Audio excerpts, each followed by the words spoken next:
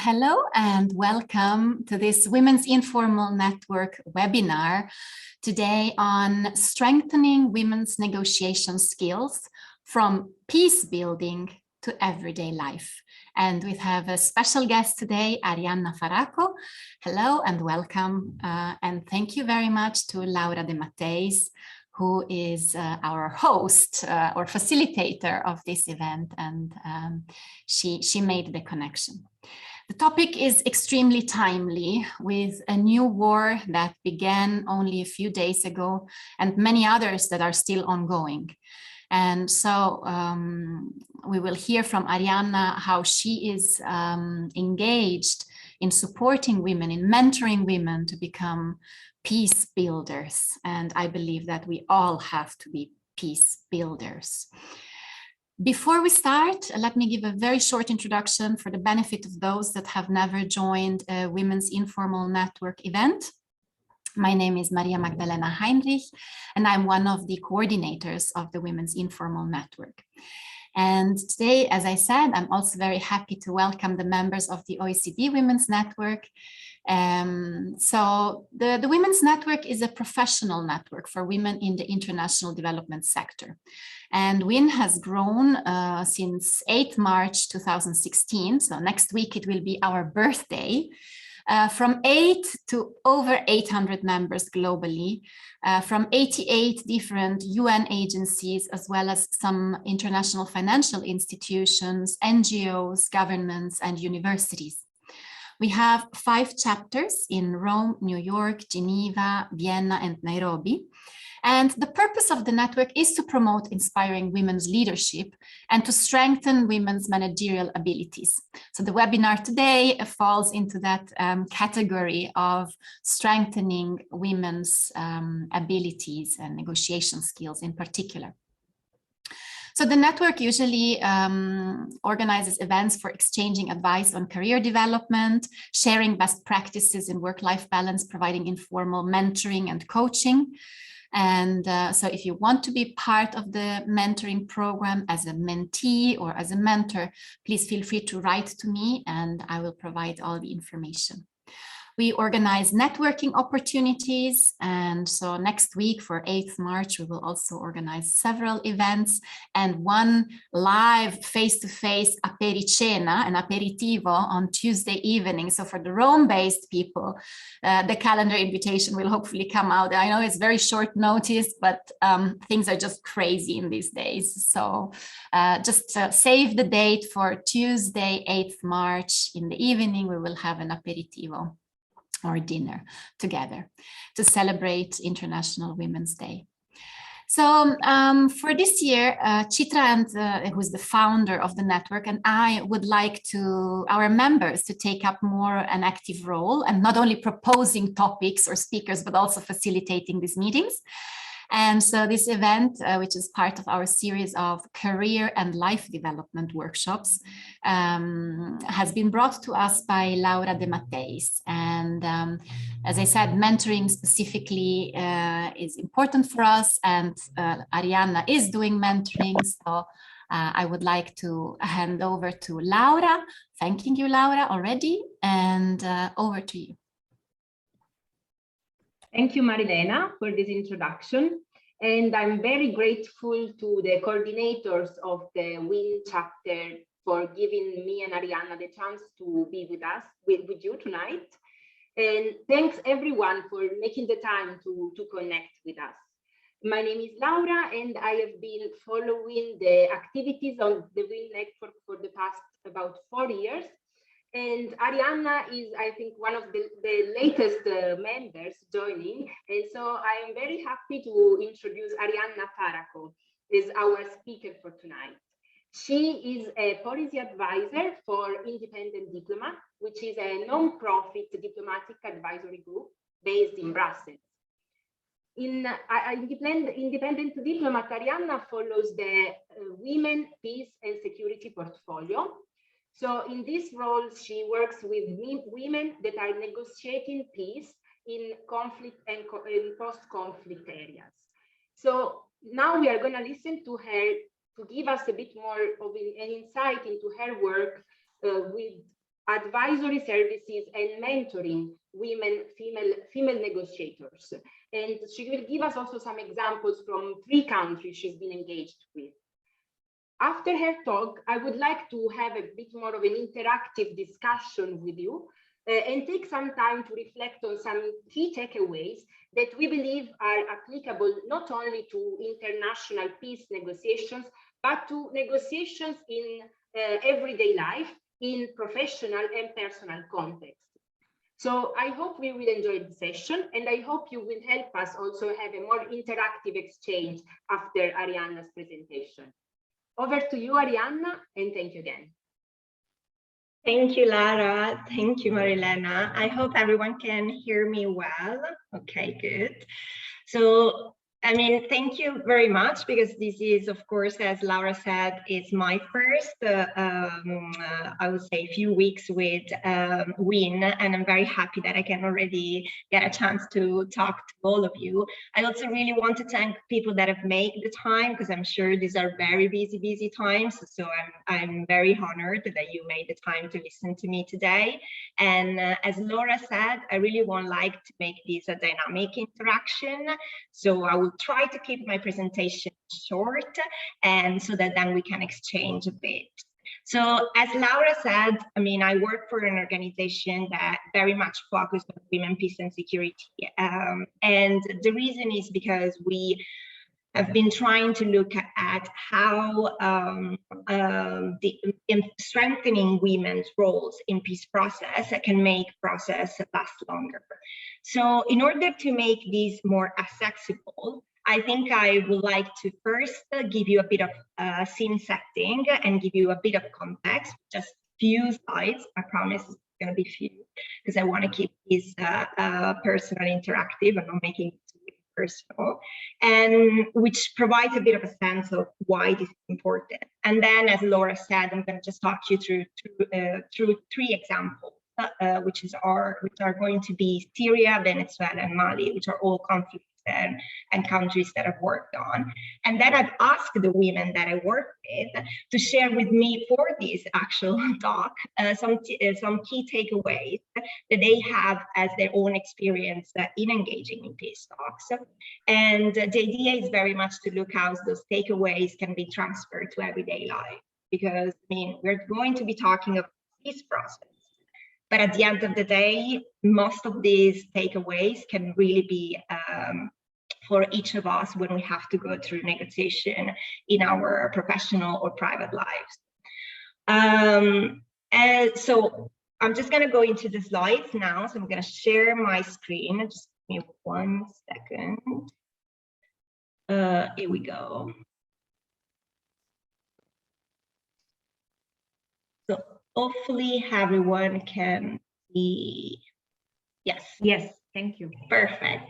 Okay, so why this is important, right? So according to Security Council resolutions and of course UN Women work, when women are involved in peace process, those peace processes are actually have more chances to last longer. And actually, according to the data, and I'm very happy to share all the data and share links of some of the resources that I have with you after the talk, because I think that might be helpful. But basically, what the data says that 35 more that when women are included in peace processes, those processes are 35% more likely to last. This means more or less 15 years more. So if you look, for example, what is happening now in Ukraine, if we hope to have women involved in those negotiations, of course, are not involving any women. Potentially, we could have a lasting peace that lasts at least 15 years more than what will be an average. And the other data that the UN shared with us is that when women are involved, those processes are also 64% less likely to fail. So this already tells us a lot. And I mean, when a lot of member states, international community has tried to make real commitment, action plans in their strategy to try and create greater access for women into peace process negotiations. However, the reality is slightly different. So as I'm going to show you now, the actual presence of women in peace process, and I just want to say the data are only available between 1992 and 2019, but I'm going to get you some data on 2020 based on also some of the projects I work on. But basically, between 1992 and 2019, women have constituted on average in peace process just 6% as mediators, because of course they can have very different roles. 6% as signatories, and 13% as negotiators. I mean, this means basically a very, very, very low number compared to what in theory they, like, I mean, the data told us that they should be much, there should be a much bigger inclusion.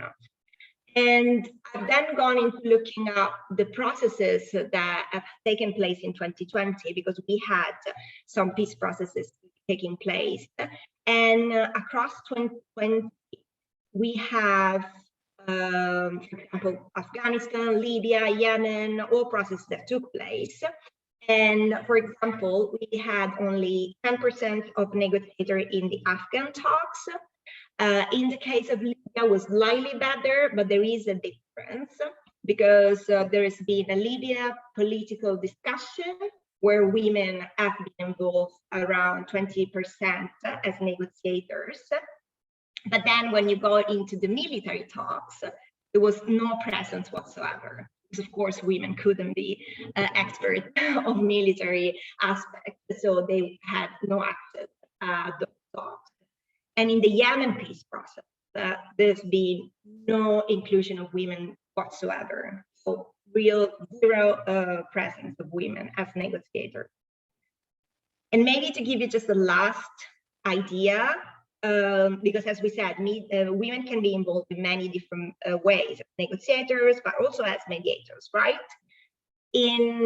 As of 2020, there is just one woman that is a leading mediator in a peace process, and is actually Stephanie Williams, who is at the moment the acting head of UN support mission in Libya. So she's not even just, she's not the head, she's still just the acting head.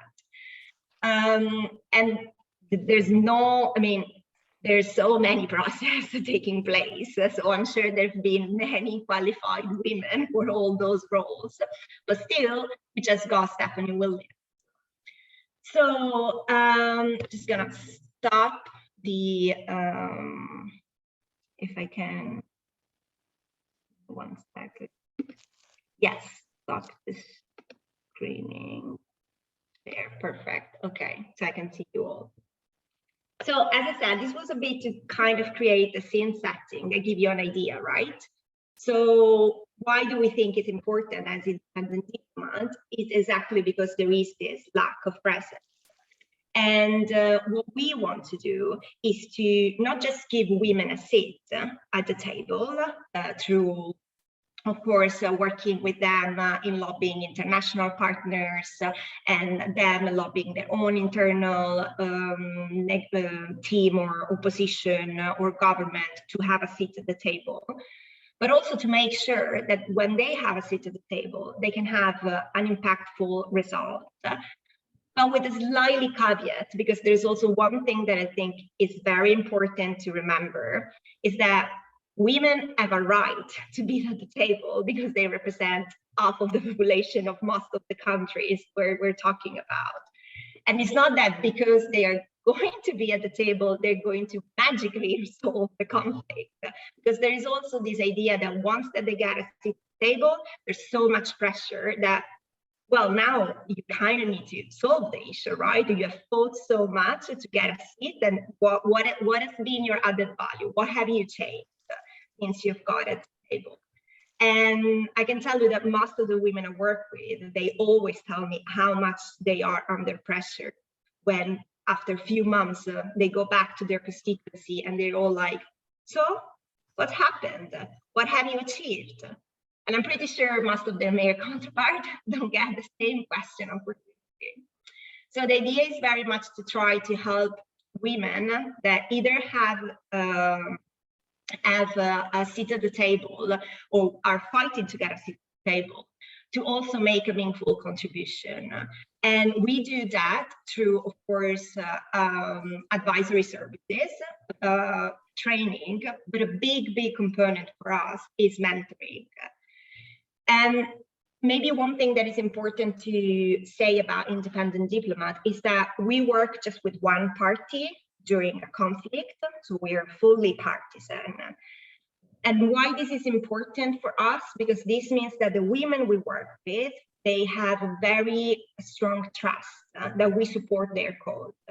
And therefore, this trust allows us during the mentorship to have very honest conversation, which if you will be maybe doing mediation with both parties, the women potentially couldn't feel necessarily that comfortable, because I mean, you're working with an opposition and a government, there's nothing wrong with that, but the level of trust that you create with your mentee is just slightly different. So to make this more accessible in terms of like what really this means in practice, I'm gonna, as I said, talk about 3 examples. First example is Syria. So I've worked in Syria for about 4 years, and I've been involved in most of the Syria peace that took place in Geneva between the Syrian opposition and the Assad government / regime. I mean, everyone can have his own personal views on how they want to label it. We were working with the Syrian opposition, and we were actually specifically working with the Syrian women that were part of the Syrian opposition, which at the beginning were very few numbers, okay? Because the Syrian opposition was very much men-led, and it took a lot of effort and a lot of work by the women to get a 30% quota in the delegation. That 30% quota was never really applied, but at least it was on a piece of paper. But once that they got at the table, what we tried to do and work with them, and especially through the mentorship, was in trying to make sure that they had a very strong and sort of like powerful role that was only for them, and it wasn't necessary about women issues, gender issues, but was like a file that they had really strong expertise that they could show to their male counterpart that there was a value for them to be involved, and will give them access beyond the fact of just being women. And that file was the Detainee file. That has been an extremely important file during the Syria peace talks, because of course the exchange of detainees between parties and also the treatment, a lot of detainees during the Syria war has constituted a lot of the discussion, has been the center of the discussion, the negotiation. One of the women we were working with was a former detainee, an activist, a politician, and someone that has suffered from detention. And so she had the lived experience of being a detainee herself, but also had the expertise to know what was the reality on the ground, but also what was like the legal framework that needed to be respected. So we kind of worked with her very intensively to kind of create this profile around her work and kind of showing to the male counterpart why this was important. And these constituted a lot of like talks in hotel rooms, in the corridors of the Geneva peace talks, and kind of like working with her very hard on talking points, of defensive points, on how to kind of push back the male efforts to kind of lead her aside. She then was one of the leading actors during the talks, and she has made an incredible contribution. Though the situation in Syria is, of course, still very traumatic. But as I said, it was a mix of training, advice, and mentorship that created this support, and that had allowed her to make this contribution, but also to gather a role, not just with the male counterpart, but also with the international. Second example, which is slightly different, is the case in Venezuela. So as all of you know, probably much better than me, there's been a moment where the National Assembly of Venezuela has declared a sort of a interim government against Maduro and the Maduro government after the fact that the election that took place were considered not legitimate. So the interim government was a competition of many male and not that many women, but still there was a lot of women involved in the National Assembly. And women from Venezuela, both those that were in the interim government and those that were part of the National Assembly, but also civil society women, they decided to come together and to create a movement that was looking at really how, not really how to overcome Maduro, because there were lots of Chavistas involved in there, but more about how to overcome the crisis and how to give a space to women of what was a very male-led talk. Indeed, the Mexico's talks, which are the talks between Maduro and the opposition, have very few women involved.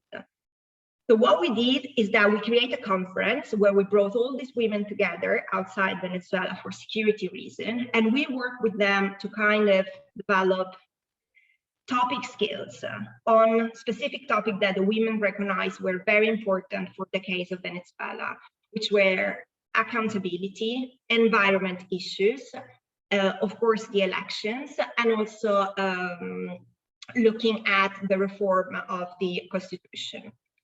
We have worked with them on those 4 topics. They have created working groups and are developing position papers that then they went to present to their male counterpart in either government or interim government male counterpart, or in their own political parties, and with the international community, to kind of like show that they had a voice beyond just being women, and they had some expertise they could bring on the table that were very important for the negotiation, because those topics were all discussed in the negotiation. And we did that through this conference, but this conference also was at the working group where we did some workshop on how to develop those position papers. But alongside that, we had mentoring sessions, not just with the conference, but adding to the conference and after the conference. And we continue to have mentoring sessions with those involved in the peace talks before, during, and after the talks, though at this moment there's no talks happening at all.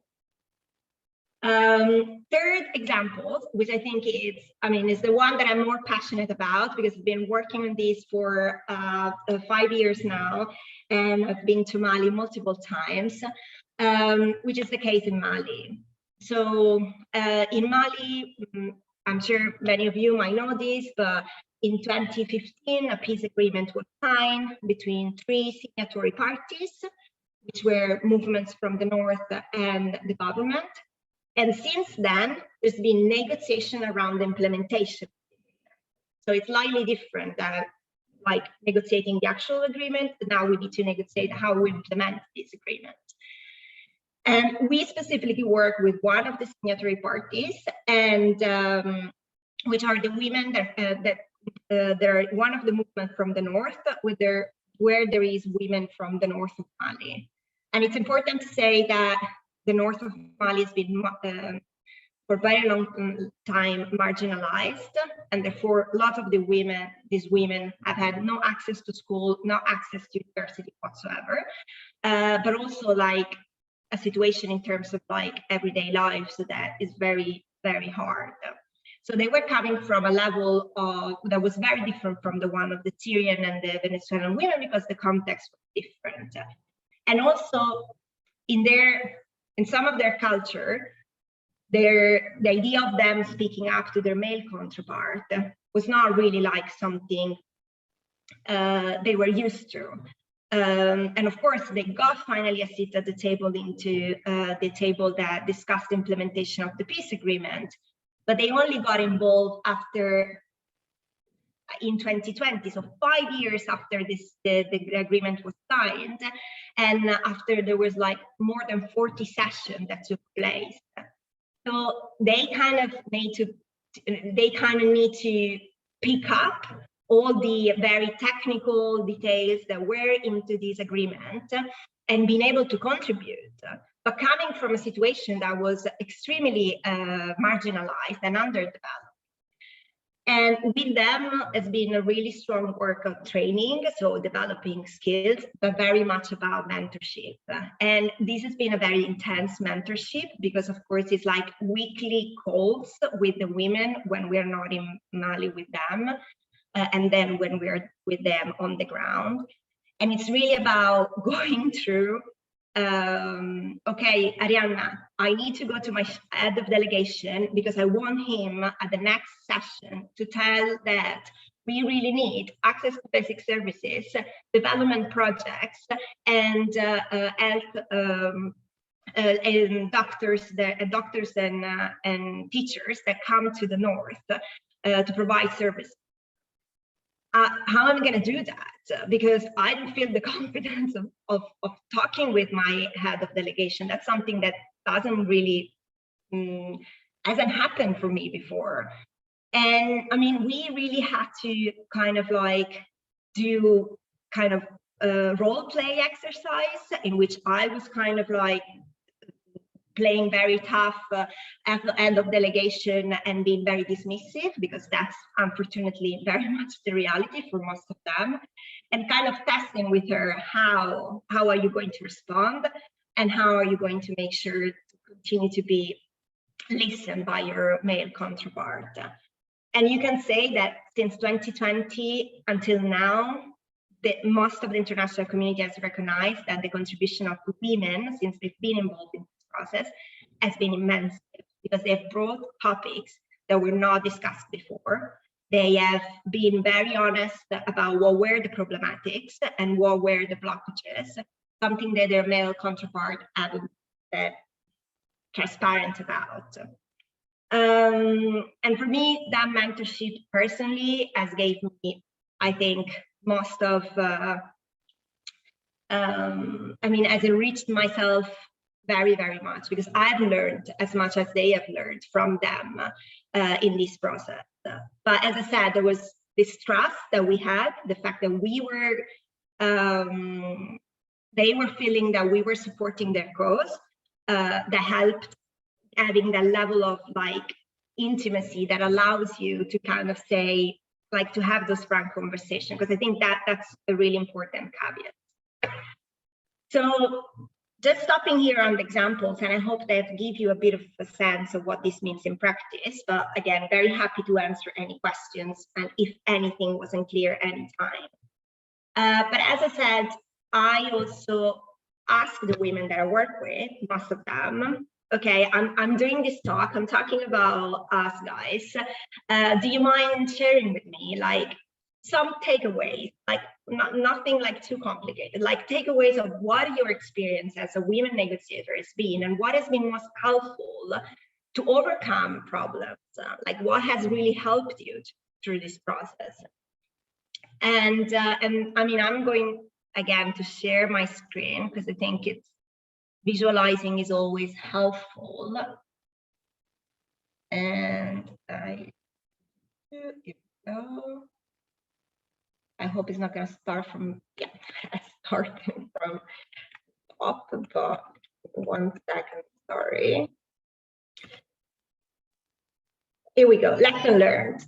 So they like kind of summarize the lesson learned into 3.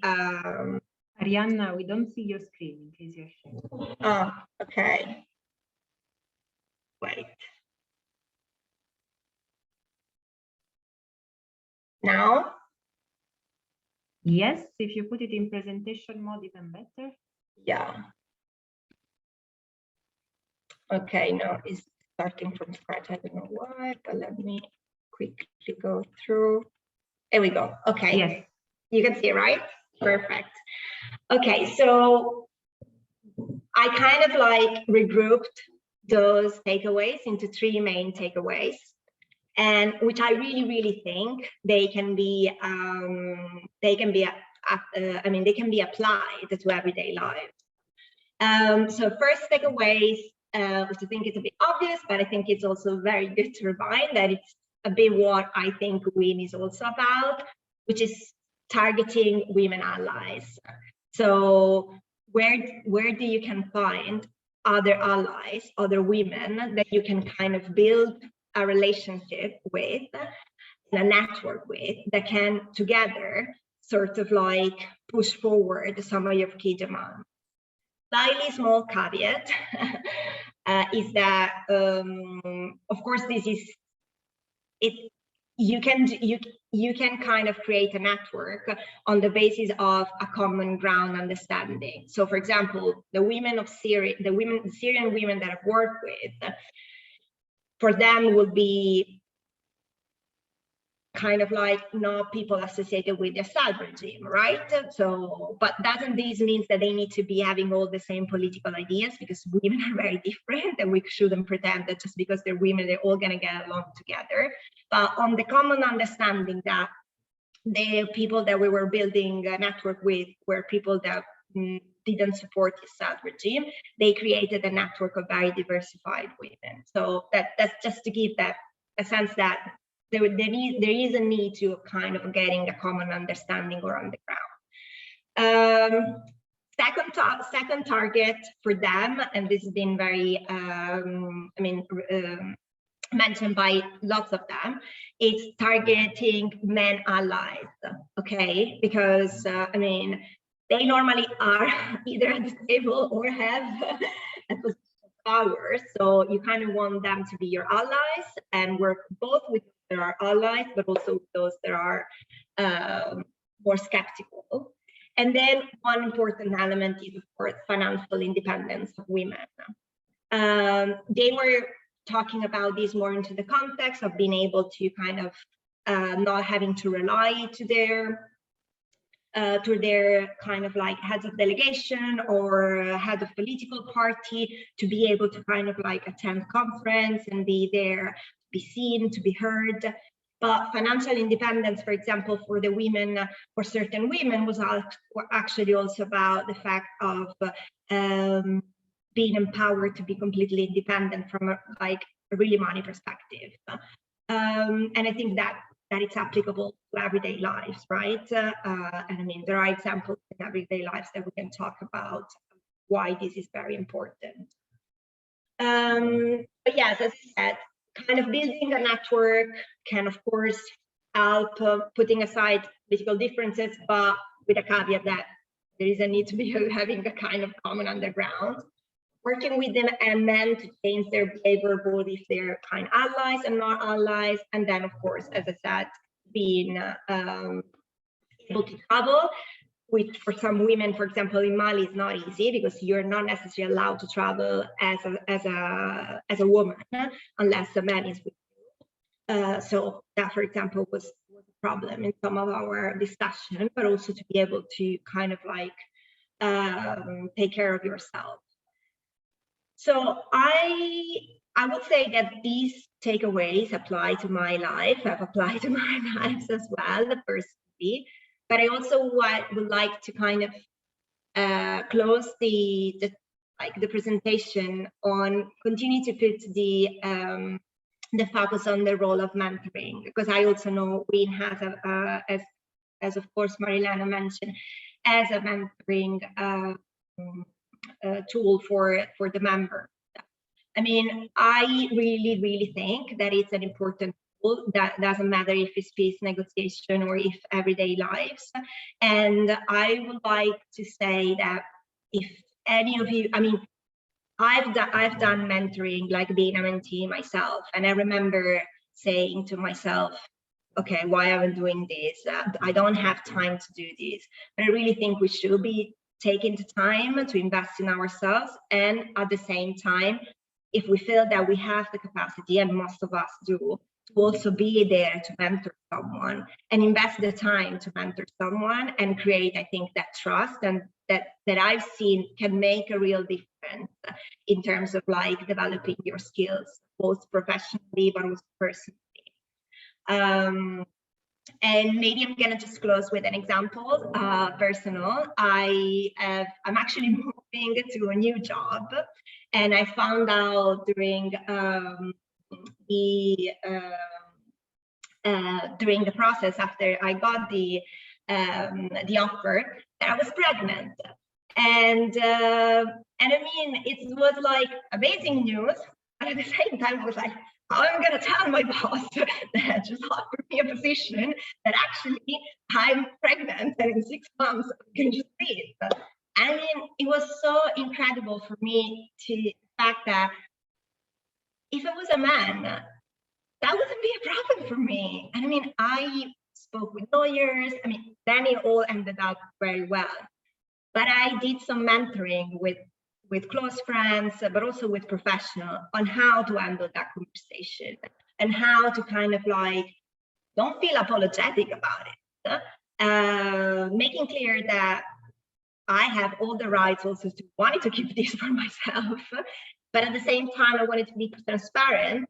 And I also want to know who is going to hire me, because I want to know that the place I'm going to work with has this as kind of like its core values, that this place is open for people that want to also have a family next to their personal life. So, I mean, that mentoring with friends, but also professionals has really helped me, because I was really, really struggling. And I was stressed. I mean, there was just so much happening in my life. And I felt like mentoring helped me a lot. So I'm gonna stop here. And over to Laura to open up the conversation. And I hope, guys, you have enjoyed, because I've enjoyed very much just talking about it. So thank you. Thanks a lot. Thank you, Arianna. I personally loved and felt the passion you put in your work. And we are happy that you talk to the women in Mali and all over the world about us, and maybe we can organize a follow-up and we can talk to them also. So it could be a double two-way conversation. And it was very interesting to hear about your experience and how the combination of training, mentoring, professional and legal advice, and also these tools that you mentioned, like confidence building exercises, role play, all led to have more meaningful conversations and negotiations and on a more level playing field between women and men all around the world. I believe also that many of the people connected in this call believe in the power of networking. We heard that WIN as this mentoring service as well. And we all negotiated at least once in our life.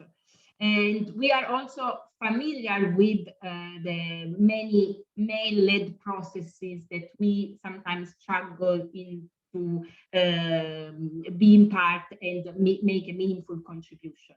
So maybe since we have a bit over 15 minutes until the end of this call, I would like to open also the floor for reactions, and I would like to hear maybe other examples of negotiations and what were your struggles and your victories in negotiations. And these three takeaways that Arianna very clearly identified thanks to the help of the network of women she's been working with. So having a powerful network of fellow women, having men allies and financial independence to invest in your personal growth. Do this resonate with you? Do you have other takeaways that you would like to share from your own experiences in negotiation? I think I would love to hear your views, and if you want to share something, raise your hand, open the microphone, and we are here for you. Lourdes, I see you're raising your hand. Hi, first of all, Arianna, congratulations for such a value speech. I just wanted to, while I was hearing you, I thought of two things that happened to me. First, I'm in the process of moving. And when I told a friend that I was buying the kitchen and everything, he told me if I wanted to be accompanied by him. So I would be like taken seriously. That really struck me because I'm separated. So I say, no, that's okay, thank you, but no thanks. I can deal with that. But this is just the way he thought it would be better for me. And the second thing about the financial freedom, I always thank my work in FAO because I could separate from my partner because I had the economic means. So this is not something not to take for granted. Also, the fact to get men as allies, I think we should be the bigger person in the room, in the sense that if we have been ignored by men in many through history, we have to be the bigger ones and not to do the same thing. We need to build alliance, and men are important in this equation. Thank you, Arianna. Thank you very much. Thank you, Lourdes. I completely agree with you and with the importance to be confident, but also to ask for help when needed and to join hands, let's say. Anyone else would like to share their experience? Anyone else would like to ask questions to Arianna about her experience with women in Syria, in Mali, in Venezuela? Yes, Gwen. Gwen from IFAD, yes. Hi, this is Gwen from IFAD Cameroon, Yaoundé. Welcome. Thank you. Wonderful presentation, Arianna. And thanks, Laura, for organizing this session. I just wanted, it's really wonderful to hear all of this, but I also just wanted to share my experience because I spent a lot of years working for a conservation organization. And mainly I used to work with projects that had to do with remote communities. And I had to work a lot with men who are not literate. And it was really very difficult because they do not understand why in some meetings women had to go out. And I remember one scenario where when we didn't have straight financial records, we got a finance assistant who was a woman, to a girl who to facilitate the process, but she didn't get it easy. First of all, the project manager was not in line with the recruitment, and so she had a roadblock there. And then she had to deal with the guys in the field who were not even literate. And so it was a double block. And one of the things Arianna spoke about was really targeting men ally. And it's a very, very important factor, because in this process, when majority of the times, of course, they used to see me once in a while in the field. And so when I went there, the first thing is I made them my friends. As Arianna spoke, she spoke about getting some level of intimacy that gives them that security that they are being supported, their cause is being supported. And so you would then have some leeway to push forth your agenda. And through that, I made them my friends. I made them understand the reason why we had brought a finance assistant, and it was for their good, so that they were going to be paid on time. And then I gave them all the benefits of having her. And during that 2 weeks process in the field and doing all of those negotiations, I was able to break that roadblock with the guys in the field. And for the project manager, I devised the strategy where before the financial request gets to the main office, it had to go through him for validation. So to some extent, he felt like he had some level of authority. But somehow, even for the things that he rejected, somehow we would negotiate it. And so really it did not have to go, it did not really have to be him per se. But through this, he was able to get some level of authority, and he felt like he was in charge. And through that, he was able to carry out the project with this lady. So that's just one I wanted to share. Over. Thank you, Gwen. I don't know if Arianna wants to add. Can I? Yeah. Yes. Thank you, Gwen. Thank you. That's really, I mean, that's really resonates with me a lot. And maybe just one thing that I would like to share about how do you make men allies. I mean, as I said, we work with one party, so kind of know most of the male that are involved in the opposition, or in the case of Mali in the delegation. So we have a relationship already with that. And I remember at the very beginning, especially in Mali, before we actually had the project with the women, because that was always kind of a priority for us as an organization, I had to have conversation with the male and kind of try to convince them, but we already had a very good relationship. But I remember having to have a time conversation such as, it's gonna be strategically helpful for you if you're gonna show up with women in your delegation. That's what the international community wants to see, and that's gonna be helpful for you. And of course, as a woman, I wasn't like, that wasn't necessarily my talking point, but I knew that would resonate with him. And I knew that that was a bit of, there is a bit of a ticking box exercise that we kind of need to do, but then it's up to the women on how they make that role that they get in there. But to get that role, you kind of have to have alternative messaging to convince male that might see the benefit, but at the end of the day, they feel like there are bigger problems, like I need to solve the war. So having a woman at the table is least of my priority.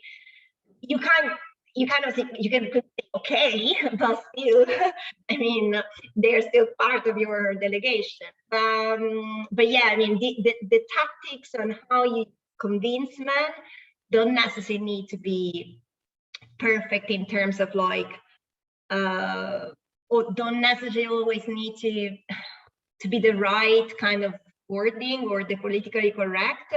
But as long as they can get to the objective, I think they're still very useful. And at least for us as work, because now the men can understand that when women talk with me, with the internationals about the development projects that they didn't have to talk, in the case of Mali, then they get the money. So it's actually very useful for them. But just again, Gwen, it was really interesting to hear what you just mentioned. So thank you. Thank you, Arianna, and thank you, Gwen, for sharing this other example of tactics, let's say, and strategies to reach the goal. And I see that also Lupita Johansson has her hand up. Hi, everybody. Thank you so much for this presentation and for the opportunity to attend today. Super interesting, and thank you for the examples that you've provided. But something just keeps on resonating with me. I mean, basis of negotiations here, like any negotiation in the world, is trying to understand how to share the pie in the most equitable way for both parties, or for all the parties involved, and trying to understand what would they be willing to give up for you to be able to get a little bit more of that pie. So I mean, that's the basis of the negotiations on anything. However, I'm just curious to, it seems like women in general, we need to, since we are sort of in the driver's seat, to teach the men allies that this is useful for them as much as it is useful for us, how not to instrumentalize ourselves so that they don't keep on using us to obtain whatever it is that they want. And at the end of the day, we don't really get as much of the pie as we really need to get. I mean, I understand that once we actually on that seat at the table, it is completely up to us as to how to position ourselves and how to use that position. But getting there, sometimes we may need to give up for, but I guess my main question is, for how long is it long enough? And when is it good to say, okay, you've taken enough of my pie now it's for me time to get part of your pie, or part of your slice a little bit, make my slice a little bit bigger. So I'm just trying to understand or try to see if you have some takeaways from the women that you've dealt with. And also another thing that resonated with me when you mentioned financial independence, of course, we're talking about a different socioeconomic level that these women are part of. We're not talking about women that are completely in the bottom end of the scale, and therefore, how can we help those women feel empowered? Because one thing is for the women that already have had access to education, even if it is a little bit, there's a lot of women that don't. So how can the ones that have had that opportunity to be at that table, how can they empower those women that do not have access to the table at all, and just give them the information that, no, you do have a right to say, this is my land, or this are my rights, or this are, the police has to protect me for whatever atrocities that may be happening. So, thank you. Thank you. No, absolutely. I mean, you've touched on a couple of points that are actually really important. And actually, maybe for your first question, there's one of the women that I've asked to share takeaways with me that she shared. I mean, this is a quote from her, and one thing that she talked about was persistence. Because exactly what you said, I mean, she was like, I'm just reading her quotes. She was like, there is no quick fix to ensure women are meaningfully engaged in a peace process, and improvements in participation at one stage may not carry over into improvement at a later stage. The result is that achieving process of women participation requires constant vigilance. That she calls persistence. And I think that's the issue. Like, it's a constant battle, and you're right. I mean, I probably don't know when is enough. I think the system is structured for us to accept always less than what our right will be to have. And I think we need to kind of like try to push back on that, but also we need to be strategic in terms of kind of picking our battle.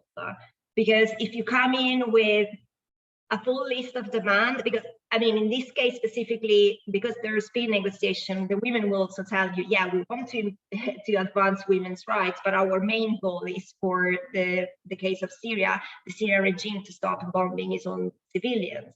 So you kind of need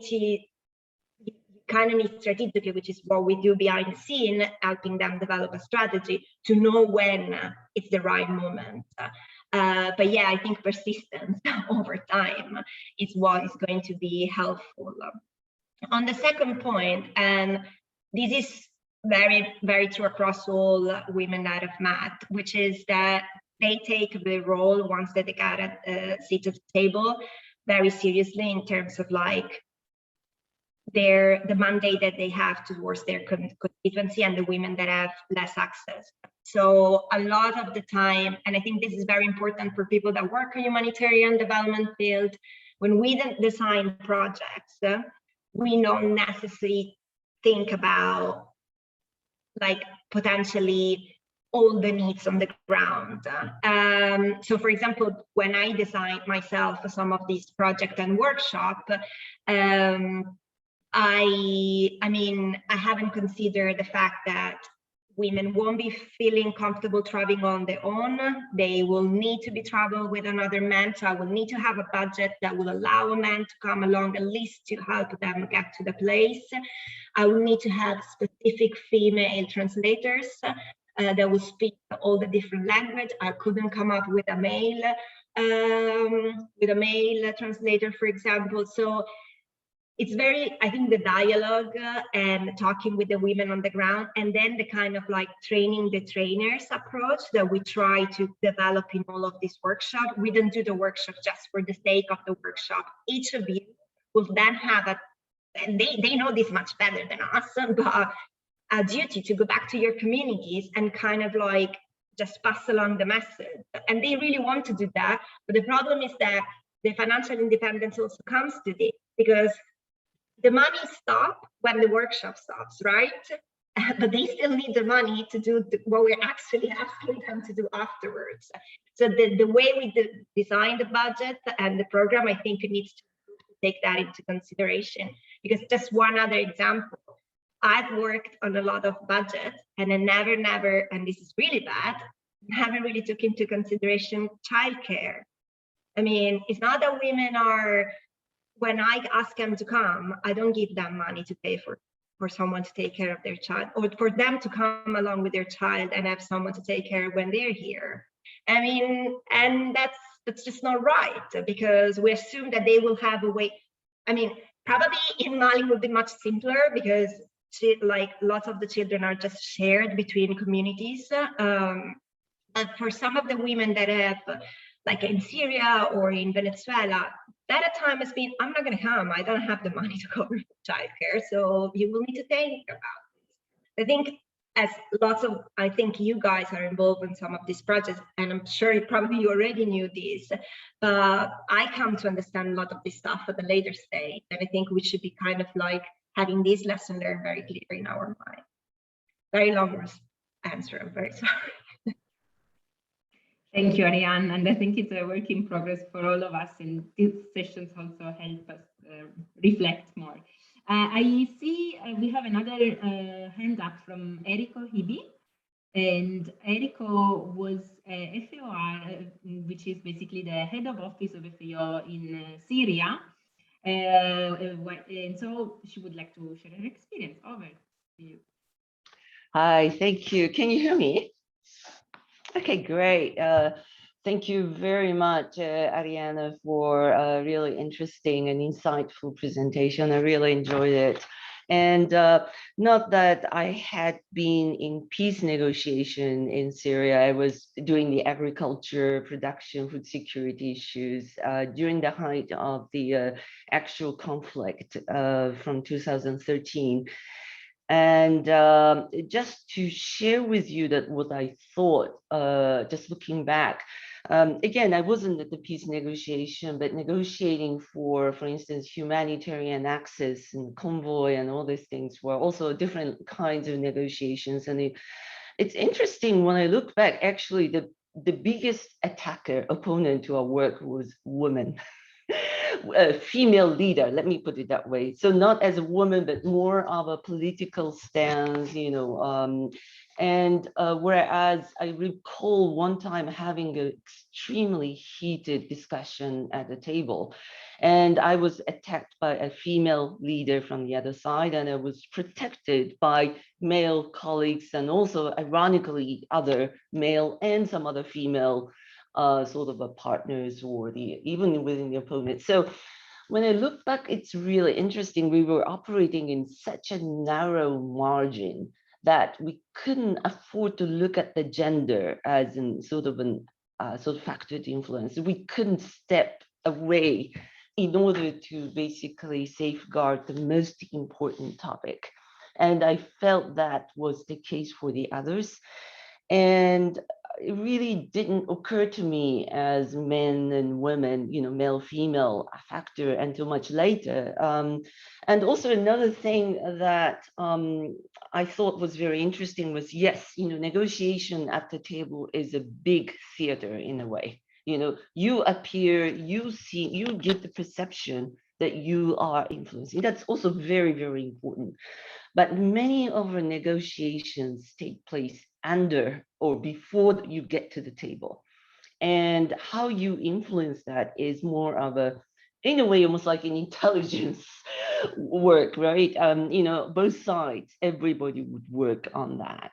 So yes, it's important that women at the table, and of course, I hope to see women at the table, both for the substance as well as also for the perception, symbolic, all the reasons. However, also the real negotiation takes away from the table. By the time you get to the table, the theater is already choreographed. So, and also making allies among men. I think you raised a very important point. I worked 15 years with UNFPA, Sexual Reproductive Health Organization. In 1990s and 2000, it was a big deal about HIV/AIDS and sexually transmitted infections and gender-based violence, of course, from those times. And how do you make sort of men as an ally was a big topic in that organization in those days, as well as young women, you know. And one really interesting aspect was that actually it was making sure that men knew what they would get out of this. You know, they're talking about the pie, but it was actually men themselves who were also the victims of HIV and also the violence itself. And, you know, by joining the cause, they would get a tremendous benefit out of it. And it was the convincing movement that helped to move many men into women's side, or those who believe in these things. And we shouldn't also automatically assume that all women are, you know, on the same side either, as we had talked about. So, you know, and I know you didn't mention that, Arianna, but I thought that was a very sort of an interesting point that, you know, we've discussed today, and just also looking back, that's what I would like to contribute. Thanks again.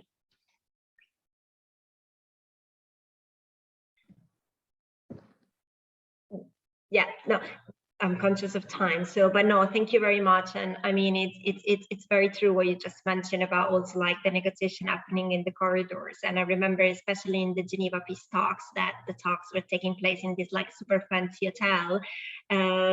Lots of the negotiations were happening while the men were smoking in their rooms. And of course, there was no women involved. So one of the tactics that we used was like basically the women needed to always be like in the corridors and kind of like push themselves into this conversation, even if they weren't speaking or whatever. So that's very true. But on the, yeah, on some of the issue you also mentioned in terms of like, for example, in Mali, the problem of sexual violence is very big because there are communities that just don't accept the idea that that can happen because their religion wouldn't allow it. But that, I mean, that's been the response that I got from lots of men. That's just not possible. And a lot of women, because of this culture, haven't not just like went to the police, but they even just haven't got to a doctor, and that has resulted in like real issues at times, even that. But that's a conversation is still not happening because of the religious element that fortunately is kind of playing a role. So that's that. I mean, it's still like you need to kind of get them a sense of it's more about protecting like your community sort of dignity in a way, right? And so how you make that potentially a hook to convince the man of trying to look into that. And that final point on like the fact that the women are definitely not on the same page, but also can be the most radical. Like in Mali, when it comes to the independence of the North, the women are the one that didn't want that peace agreement and they wanted the independence. They blocked a men delegation at the time in 2015 to get into the room because they didn't want it. So, of course, we shouldn't obviously assume that naturally we're going to be more peaceful. I mean, that doesn't necessarily always the case, which is why at the beginning I said, first of all, is our right because we are for the population, and then how we kind of like make the best of that seat is also like, I mean, we have been excluded for so long, so we might need extra help, but then, I mean, we should be treated as everyone else and don't have extreme high expectations just because we're magically going to solve problems. We might create more problems, maybe, but still, that is our right. Okay, very thank you. Thank you. Thank you again, Arianna and Enrico. And I think it's 7:10, so maybe if there are no further comments, we would close the session here. And I'm really so thankful to all of you, to Arianna, to the people that made comments, and to just all of you that are still staying online to listen to us. It was, I think, a very enriching 1 hour, an enriching exchange, and just thank you. Thank you very much, Arianna, and thank you, Laura. From our side, from the Women's Informal Network. Chitra is also here. Hi, Chitra. We are very grateful if members like Laura did today and Arianna, if you want to share some of your experiences, if you have an expertise, if you're working on a master thesis or whatever, may be enriching and interesting for us in the network, please come forward to Chitra or to Tiziana, who's also here with us, or to me, and we're happy to broaden our discussions and have roundtable discussions. For next week, as I said, Tuesday is 8th March, International Women's Day. The focus will be on anti-bias and anti-discrimination.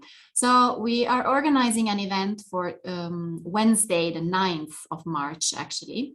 It will be a Rome-based agencies event because we will have our speaker and You Matter book author Wadzanai Garve, who will share her experiences of bias and discrimination with regards to HIV, being HIV positive.